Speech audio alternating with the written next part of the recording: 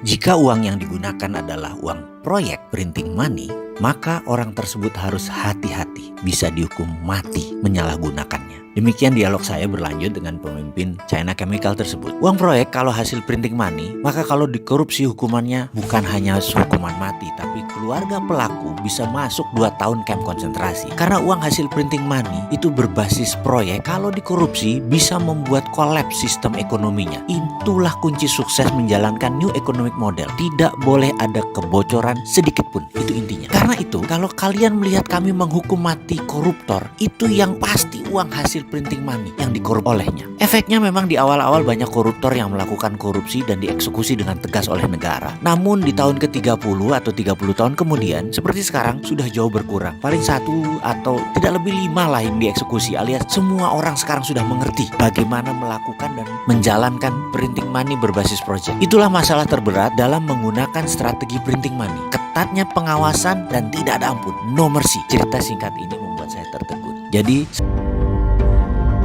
saat ini anak muda Indonesia lagi getol-getolnya ingin punya kripto aset dan menciptakan kripto aset sendiri. Semuanya idealis lagi, yaitu punya underlying, punya pendukung jaminan berupa proyek nyata sektor real. Dalam bahasa sederhananya sebenarnya ini crowdfunding juga arahnya. Alih-alih bentuknya saham, kalau di dunia crowdfunding yaitu ECF atau equity crowdfunding atau security crowdfunding. Maka dunia digital aset atau kripto ini menggunakan koin atau token sebagai lembar kepemilikan dalam tanda petik. Lalu token-token ini bisa diperjualbelikan, pindah tangan dengan cepat menggunakan blockchain karena menggunakan ledger terbuka dan saling percaya atau trusted open ledger. Bursa jual beli tadi mengharapkan token mereka waktu dilepas pembelinya mau membayar lebih tinggi dari nilai mereka waktu mereka beli dulu di awalnya. Ini semua mimpi indah. Itu semua cita-cita kaum muda new mind. Mereka semua punya mimpi ini karena untuk pendanaan versi old mind, generasi muda tidak akan dapat peluang. Lama untuk bisa listing di IPO, lama untuk bisa mendaftar di dunia urun dana yang ketat peraturan pemerintahnya. Lalu terbitnya token kripto aset, mereka diharapkan bisa diterima masyarakat. Ada yang beli, ada yang simpan, dan harganya nanti naik. Aktif pindah tangan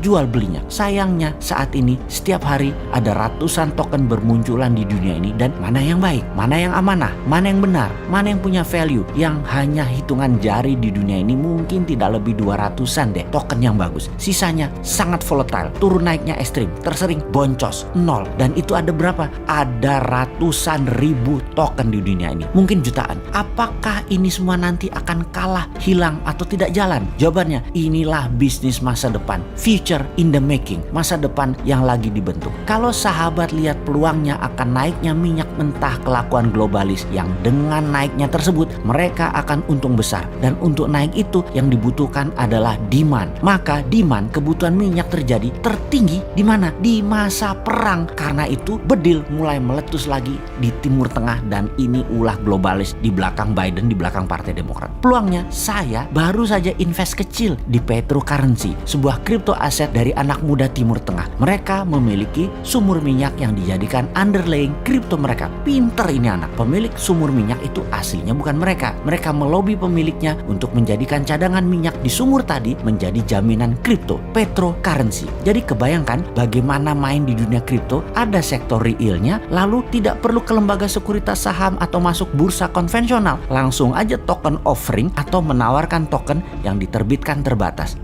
dengan sistem blockchain, dengan ada jaminan sektor realnya. Semua cadangan minyak di sumur tersebut milik pemegang token. Sudah, sesederhana itu. Inilah personal SWF atau personal sovereign wealth fund. Tuh kan, Bosman mulai mengarahin lagi urusan SWF-nya, mulai sok-sokan buka dengan berbagai jurus. Ujung-ujungnya si Bosman ini jualan konsep MMT, dia itu jualan lagi SWF. Tapi kenapa? Kan nggak apa-apa kan? Kita lanjut ya. Apa hubungannya dengan Indonesia? Indonesia begini tujuannya dari omong segitu panjang ini yang Bosman maksud. Terbitkan digital rupiah berbasis sumber daya alam nasional Indonesia. Uangnya dicetak terbatas sesuai dengan aset mineral tambang. Cetak aja, lalu uang tadi dibangun sektor real. Bangun 10 juta rumah. Indonesia punya satelit sendiri. Indonesia punya sistem 5G sendiri. Uang digital, e-rupiah tadi merupakan SWF negara. Tokenisasi aset sumber daya alam menjadi kekuatan bernegara sebagai underlying e-rupiah. Gitu aja nggak berani sih. Ini mereka nggak paham pejabatnya atau nggak punya biji? Sini kasih generasi new mind, ndang cepet pada lengser itu old mindnya. Kenakan duduk sih kalian, jadi lupa sama sujud.